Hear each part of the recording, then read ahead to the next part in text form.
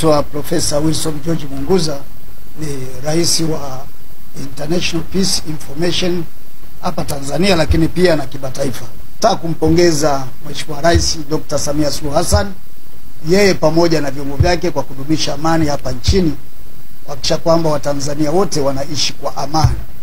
Lakini lengo letu kubwa pia ni pamoja na kumpongeza yeye pia kwa kukubalika katika nchi za Afrika na nchi za SADC. Sisi kama viongozi wa International Peace Information tunamwahidi Mheshimiwa Rais wa Jamhuri ya Muungano wa Tanzania kwamba tutakuwa naye bega kwa bega kuhakikisha kwamba katika kipindi hiki cha uchaguzi ambacho tunaelekea katika uchaguzi mkuu, sisi kama wanataasisi tutakuwa tayari kusaidiana na yeye katika kutoa elimu ya utunzaji wa amani katika jamii, lakini pia kuwa watu wa taarifa au watoa taarifa mbalimbali ambao zinahusu viashiria vya uvunjifu wa amani, kwa kuyaeleza majeshi yetu ya vyombo vyetu vya ulinzi na usalama kwamba tunagundua kwamba mahali fulani kuna uhalifu na tunaweza kuwapa taarifa hizo, lakini hususan jeshi la polisi.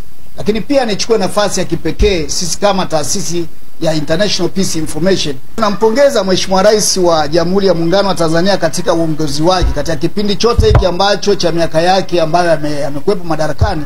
Tumeona manufaa makubwa ya amani katika taifa letu, na tumeona kwamba sasa kwamba tuna nchi ambayo ina amani na inayo uwezo mkubwa wa kuweza sasa kuleta uchumi wa kati au uchumi mkubwa zaidi kuliko ule ambao tulikuwa nao.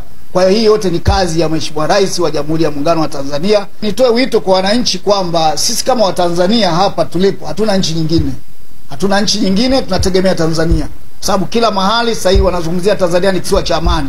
Kwa hiyo nchi nyingine ni kwamba wanategemea Watanzania tuweze kupokea wageni kutoka sehemu mbalimbali endapo kama kutatokea tatizo katika nchi zao. Lakini sisi tutaendelea kudumisha amani kama vile Mheshimiwa Rais wa Jamhuri ya Muungano wa Tanzania alivyotuasa na kutuelekeza kwamba Watanzania ni ndugu, basi tuendelee kudumisha amani kwa pamoja. Huo ndio wito wangu kwa Watanzania wote na Afrika kwa ujumla.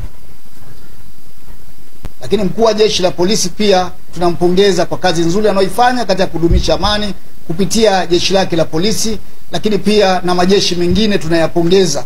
Kwa njia hiyo basi tunaweza kusema Watanzania wanakuwa katika mstari wa mbele. Lakini pia mkumbuke kwamba walinzi wa kwanza katika taifa la Tanzania. Kwa hivyo nitoe pongezi kubwa sana kwa kazi nzuri anayoifanya Mheshimiwa Rais wa Jamhuri ya Muungano wa Tanzania kwa kudumisha hii amani ambayo tuko nayo. Sisi kama IPI tuko nyuma yake na tutaendelea kuangalia usalama wa nchi, tutaendelea kushirikiana na vyombo vya ulinzi na usalama kwa ajili ya usalama wa nchi yetu na mkoa wa Dar es Salaam.